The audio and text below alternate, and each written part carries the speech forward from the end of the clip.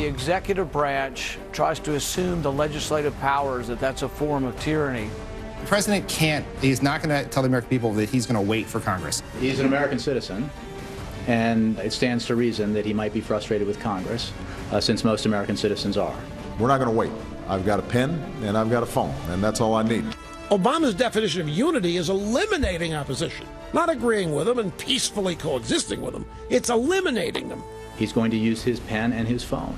There's not a lot he can do. That's why you hear him talking about pens and telephones, because he can't get anything through Congress. The president should absolutely use the powers available to him and the unique authority that the office provides. He's used the power of his presidency in two areas. His pen, which is executive orders, presidential memos, also the phone. What he can do is he can pick up the phone, bring together American citizens. He says, oh, well, it's hard to get Congress to do anything.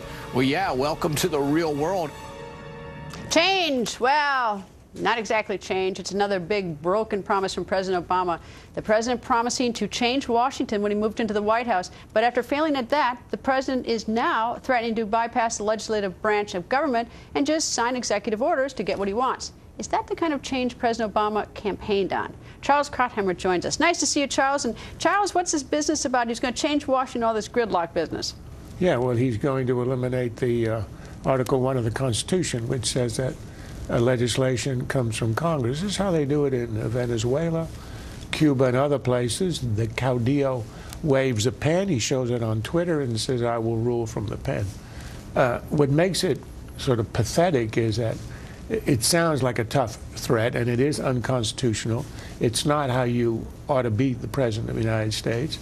But in the end, he really has, there's very little he can do. What's interesting is that he said the same thing in 2011. This was a speech he gave in Nevada. It was announced by the White House as the We Can't Wait tour. And it was one statement after another. I'm not going to wait for Congress to act. I will do X, Y, and Z. In the end, it didn't work, because in the end, the only things a president can do with a pen and executive orders are fairly limited, with one exception, that's EPA, and using the EPA to shut down entire industries. That's well, you know, power. A couple things from this memo that's gotten out, the Washington Post reported on. When he said that he's not going to go to Congress, but he's going to go and use his pen, that to me, when you campaign on, I'm going to change Washington, that means I give up. And that's not exactly what you expect the leader to do. You expect the leader to sort of carry out those promises. That's the first thing. The second thing is that so many Democrats are making cracks about Governor Christie as being a bully.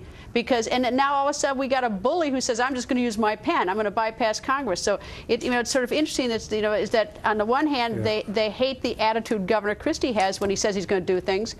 But when the president does it, it's okay. And the reason he gave up is because he failed. He was unable to do to Washington what he thought he would do. And he couldn't even do what other presidents have done, which he wanted to transcend and to make it into a more efficient, harmonious, no red state, no blue states America. He didn't do any of that. But he can't even do what normal presidents have done, what a Clinton did, what a Reagan did, which is to work with the other side. But see, I think Clinton actually liked members of Congress, even the ones he didn't agree with. He liked politics. Yeah, he liked politics. Yeah. I don't get the sense that President Obama, I think that, like, fate worse than death is to have to spend any time with any politician of either party. He played golf once with John Boehner, or twice maybe. You get the impression he chose the wrong field. Yes, or he chose to run to the White House because he didn't want to stay in the Senate where he'd have to be around colleagues. Yeah, but he doesn't like what the presidency requires, which is some understanding and some respect for the other side. Reagan and Tip O'Neill worked out the most important piece of economic legislation, tax reform, and they were polar opposites ideologically. Obama has tax reform in his reach.